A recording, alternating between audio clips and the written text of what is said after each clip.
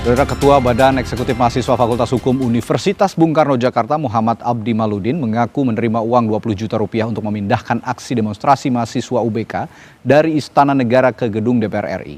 Sejumlah mahasiswa Universitas Bung Karno tampak menginterogasi Muhammad Abdi Maludin soal dugaan penerimaan uang di aksi unjuk rasa mahasiswa UBK. Abdi pun mengaku uang 20 juta rupiah sudah dibagi-bagi ke sejumlah pihak. Tujuan pemberian uang adalah agar BEM mahasiswa FHUBK yang dipimpinnya memindahkan titik demonstrasi dari Istana Negara ke Gedung Dewan Perwakilan Rakyat. Abdi dan kawan-kawan sempat diterima Wakil Presiden Gibran Rakabuming di kantor Wakil Presiden Jakarta pada aksi demo Senin 15 Juni lalu. Maka dari itu, terkait uang itu memang saya terima. Berapa? 20%. Kemana? Uang itu sebenarnya Abdi tahu nggak peruntukannya itu untuk mengalihkan atau untuk yang lain sebenarnya? Untuk mengalihkan titik aksi di istana. Mereka suruh untuk tidak aksi di istana dan aksi di DPR. Rektorat Universitas Bung Karno Jakarta akan menindaklanjuti pengakuan Ketua BEM Fakultas Hukum UGM, maksud kami UBK, dan soal menerima uang saat aksi unjuk rasa. Dan bagaimana proses tersebut bakal dilakukan dan mengapa ada upaya untuk menyusupi gerakan mahasiswa, kita akan bahas bersama Wakil Rektor Universitas Bung Karno, Daniel Panda, dan Direktur Eksekutif Amnesty International Indonesia, Usman Hamid. Selamat malam, Bang Usman dan Pak Panda, Pak Daniel Panda. Ya, selamat malam. Ya, saya ke Pak Daniel dulu kalau begitu.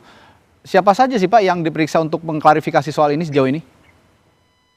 Ya, pertama kami sudah memanggil kemarin sebenarnya sebelum pertanggungjawaban semalam ya. Jadi Ketua BEM Fakultas Hukum, Saudara Abdi itu saya sudah panggil langsung. Kami sudah bicara berdua dan dia sangat terbuka untuk itu. Setelah itu pagi ya, siangnya forumnya lebih meluas. Ada pimpinan fakultas, Kaprodi dan beberapa dekan ya, dan juga beberapa teman mahasiswa pengurus BEM fakultas yang lain. Dan dia sudah terbuka secara jujur, dia mengakui menerima uang ya 20 juta. Dan di malam harinya itu mahasiswa yang lain itu meminta pertanggungjawaban secara etik dan moral, dan dia juga mengakui secara terbuka. Jadi kejujurannya tentu harus kita apresiasi, dia bisa terbuka. Dan kami sudah membentuk, UBK sudah membentuk tim investigasi dan tentu akan ada sanksi yang akan dijatuhkan, tentu melihat dengan derajat kesalahan dari setiap oknum mahasiswa ya.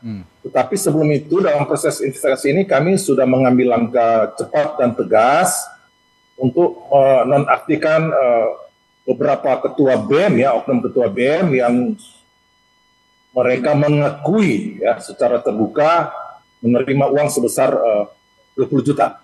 Itu yang sudah kami lakukan. Tapi setelah ini kami juga akan, nama-nama sudah masuk, tentu kami akan memanggil dan mengklarifikasi.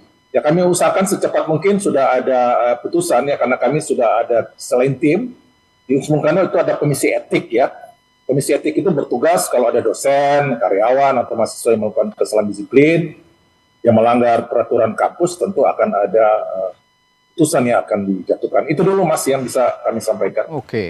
Nah Pak Daniel begini, Ketua BEM ini kan mengaku, Ketua BEM FHUBK mengaku bahwa ia menerima uang sebesar 20 juta rupiah ini untuk memindahkan lokasi demo katanya dari Istana Negara ke gedung DPR. Nah yang ingin saya tanyakan, apakah betul pengakuan itu semuanya murni untuk memindahkan demo, atau ada faktor lain atau ada unsur lain yang menyebabkan mereka menerima uang itu? Ya, jadi menurut pengakuan Saudara Abdi ya, jadi pada Senin dini hari ya, dia menerima uang, tentu sudah terjadi percakapan sebelumnya ya. Jadi ada oknum senior ya, senior dari UBK ya, tentu kan senior itu kan ada di mana-mana lah ya, tentu dia memanggil yang bersangkutan, menyatakan ini ada uang ya, ada uang untuk, intinya sebenarnya begini, uang itu sebesar 20 juta itu diserahkan secara tunai, dan keinginan mereka yang oknum atau siapapun yang di belakang mereka yang menenggi aksi mahasiswa ini, itu tujuannya adalah memindahkan aksi unjuk rasa di hari Senin tanggal 15 Juni itu tidak ke istana tetapi ke DPR. Oke. Ya. Jadi awalnya seperti itu, tetapi menurut pengakuan yang bersangkutan, dia menerima uang tetapi tidak menuruti keinginan yang pemberi uang ini, sehingga mereka tetap ke istana. Awalnya di Tugutani di blokade, diblokir, ada perlawanan ya sampai ada kerusuhan kecil di sana, tapi akhirnya bisa tembus dan ditawarkan. Jadi awalnya itu mereka spontan untuk unjuk rasa dan juga tidak ada, jadi murni lah mereka menyampaikan aspirasi itu. Dihubungi oleh pihak istana Wapres ya, oleh stafnya untuk bertemu dengan Wapres. Sebenarnya mahasiswa itu menolak awalnya. Mereka meminta Wapres datang ke lokasi. Oke, jadi dihubungi duluan ya Pak Daniel ya, bukan mereka yang meminta untuk bertemu? Oh, tidak ada. Ya, itu kami pastikan berdasarkan pengakuan dari yang bersangkutan, dan juga saya bertanya ke beberapa mahasiswa itu spontan karena memang yang tembus di sana hanya UBK saat itu, tidak ada beberapa mahasiswa ya dari kampus lain aja. Oleh karena itu mengapa mayoritas 13 orang dari UBK, karena memang masa UBK yang bisa tembus blokade di Tugutani. Dan ada respons dari pihak Istana Wapres, mengapa mereka memilih UBK itu saya tidak bisa mengkonfirmasi itu. Tapi mereka yang mengajak, jadi pihak Wapres yang mengajak mahasiswa UBK untuk bertemu. Ya, itu pengakuan dari mereka. Baik, saya ke Bung Usman. Bung Usman, kalau Anda melihat dari perspektif kebebasan berekspresi dan hak mahasiswa untuk berdemonstrasi, bagaimana kasus ini akhirnya Anda nilai, dan juga apakah dugaan dalam tanda kutip pemberian ini untuk mengondisikan aksi merupakan bentuk pembungkaman atau bagaimana? Bung Usman, mohon maaf. Ya, silakan. Ya, jadi unjuk rasa, demonstrasi atau protes di jalanan adalah hak asasi manusia, baik itu mahasiswa, warga biasa, buruh, dan masyarakat pada umumnya. Nah, dalam kasus yang kita bicarakan, saya melihat memang ada pihak-pihak yang berusaha untuk merusak integritas gerakan mahasiswa saat ini dengan berbagai cara.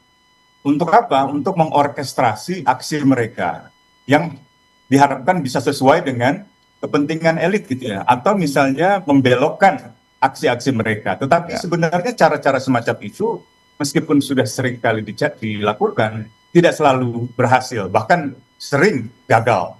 Nah, biasanya politisi berada di balik usaha-usaha mengorkestrasi itu. Bisa juga anak didiknya politisi tersebut atau anak buahnya atau kepanjangan tangannya.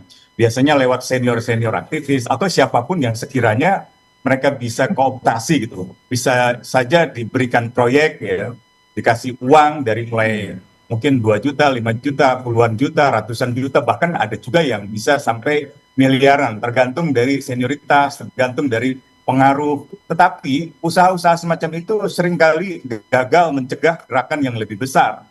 Baik itu dalam membelokkan narasi kritik ya. Misalnya mereka boleh kritik negara, tapi tidak boleh kritik presiden. Mereka tidak boleh kritik misalnya Koperasi Desa Merah Putih gitu. Nah, ini sebenarnya taktik lama, taktik dari pemerintahan yang otoriter gitu. Aktivis di masa Orde Baru juga ada yang misalnya dipengaruhi dengan cara seperti itu. Tapi bukan hanya pendekatan uang, melainkan juga pendekatan intimidasi, kekerasan, bahkan penculikan. Nah, sekarang mungkin modusnya lebih halus gitu.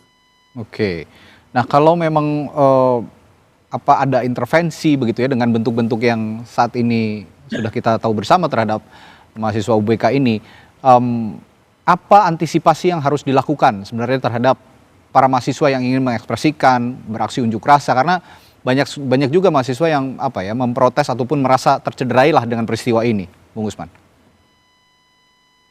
Ya, yang biasanya ciri-ciri dari gerakan yang otentik begitu ada 3.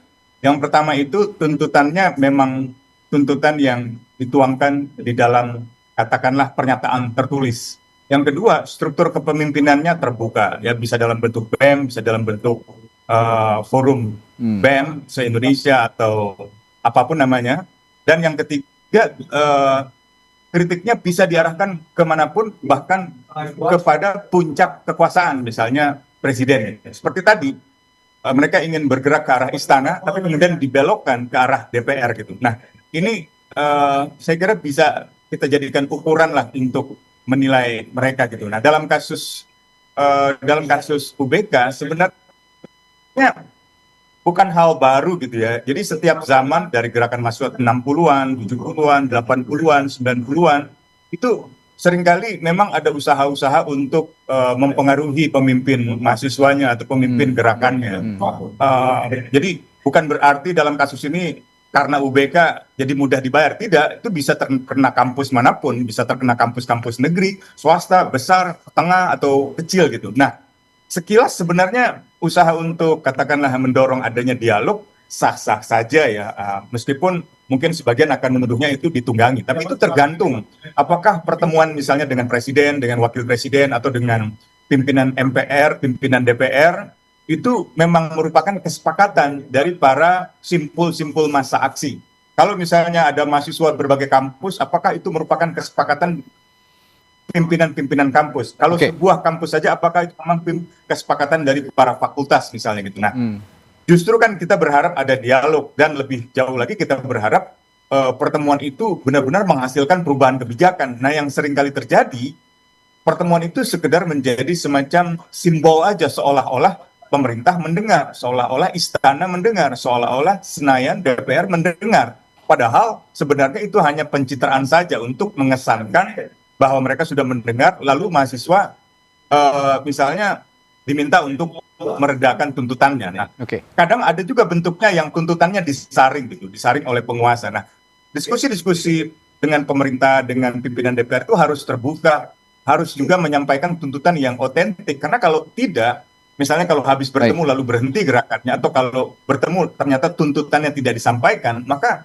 publik bisa curiga, dan itu bisa menimbulkan perpecahan di gerakan mahasiswa gitu. Jadi saya kira gerakan mahasiswa yang susah diorkestrasi atau susah dikooptasi itu biasanya tuntutannya sangat jelas, tertulis, struktur koordinasi atau kepemimpinannya terbuka, dan berani mengkritik semua pihak, termasuk pihak yang memberikan panggung gitu. Misalnya katakanlah yang memberikan panggung istana atau Senayan gitu. Tapi mereka tidak terpengaruh untuk tidak mengkritik mereka yang memberikan panggung gitu. Tapi kalau tuntutannya melempem, atau misalnya sasaran kritiknya bukan lagi puncak kekuasaan, saya kira itu pasti akan menimbulkan kecurigaan, dan dengan sendirinya menjadi ancaman yang serius terhadap integritas dan independensi dari gerakan mahasiswa. Sehingga keabsahan gerakan mahasiswa, legitimasi gerakan mahasiswa itu justru diragukan dengan adanya praktik-praktik semacam ini gitu.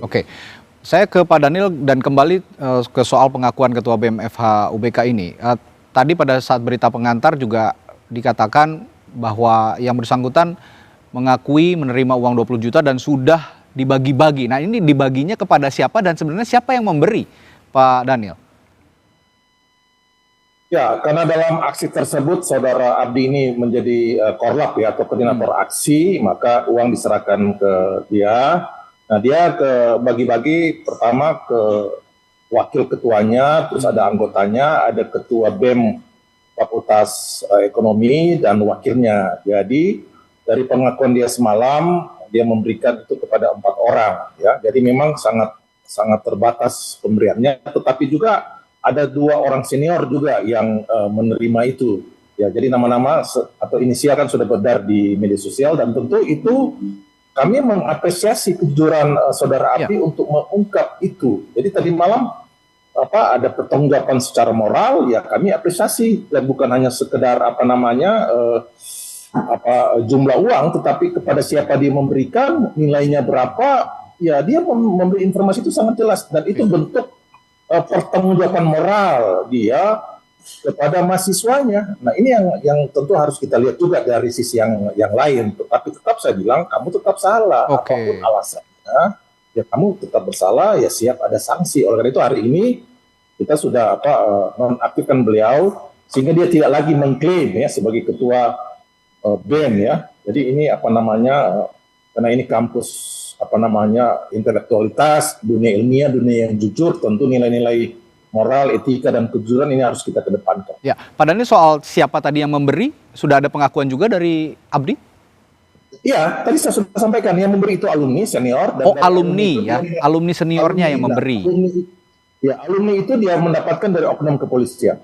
Sudah sangat jelas. Ya, itu pengakuan dari yang bersangkutan dari saudara.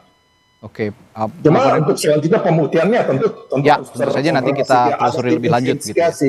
Untuk merujuknya. Ya. Tapi begini Pak Daniel, kita juga semua bertanya-tanya, awalnya bagaimana sih sampai Abdi ini juga akhirnya secara legowo mengakui begitu bahwa ada pemberian uang terhadap dirinya dan beberapa temannya ini. Bagaimana awalnya mengakui, apakah memang diminta oleh pihak kampus atau dia sukarela langsung menceritakan ini semua?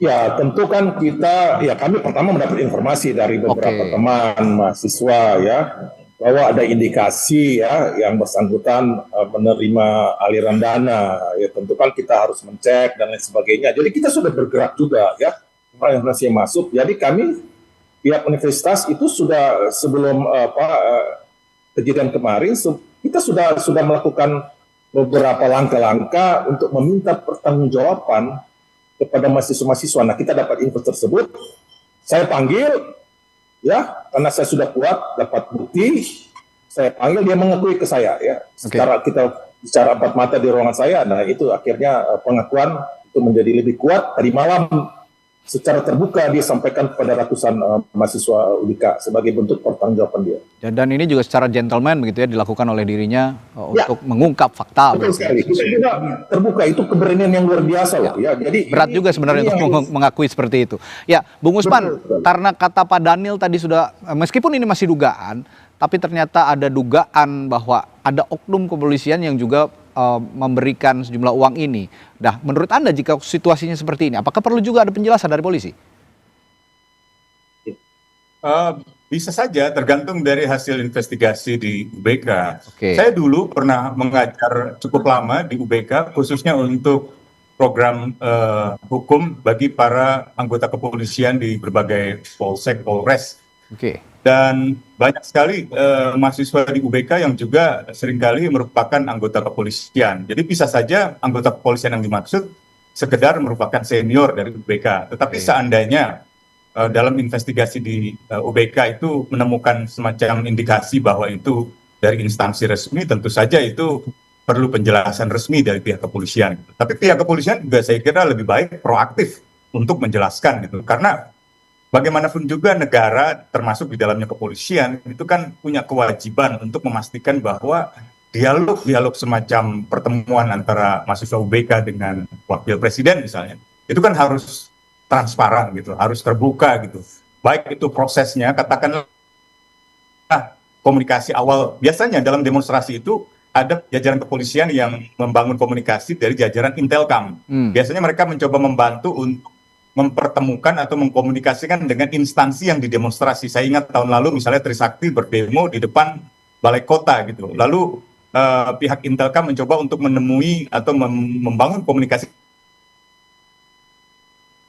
dengan pihak gubernur kantor pemeriksaan untuk bisa menemui mereka gitu. Nah, biasanya itu dilakukan untuk mencegah adanya eskalasi atau benturan kekerasan. Tapi kalau ada katakanlah keterbukaan komunikasi bukan hanya dengan pimpinan BEM tapi juga pimpinan kampusnya, misalnya dalam kasus Trisakti dengan rektoratnya atau dengan rektorat di UBK, itu mungkin akan lebih mencegah tuduhan-tuduhan negatif gitu. Nah, yang pasti negara harus memastikan bahwa proses dialog semacam itu benar-benar dialog yang otentik gitu, bukan dialog dengan katakanlah berbayar atau dengan uang yang justru merugikan atau merendahkan integritas dan independensi gerakan mahasiswa gitu. Kan kita tahu bahwa situasi ekonomi kita sedang tidak baik dan berbagai persoalan hukum, keadilan juga sedang muncul di permukaan, sehingga mahasiswa turun ke jalan itu lebih merupakan cermin dari kegelisahan dan keresahan masyarakat. Jangan sampai keresahan, kegelisahan itu justru hilang hanya karena ada kesan bahwa seolah-olah gerakan mahasiswa mudah untuk dikooptasi dengan uang gitu. Ruang-ruang dialog sangat penting, terutama dari pemerintah. Tapi ya kalau memang ada hal-hal seperti ini, harus dihindari karena ini mahasiswa juga mewakili keresahan masyarakat seperti yang dikatakan oleh Bung Usman tadi. Dan untuk tindak lanjut dari UBK sendiri saat ini masih penelusuran ya Pak Warek ya.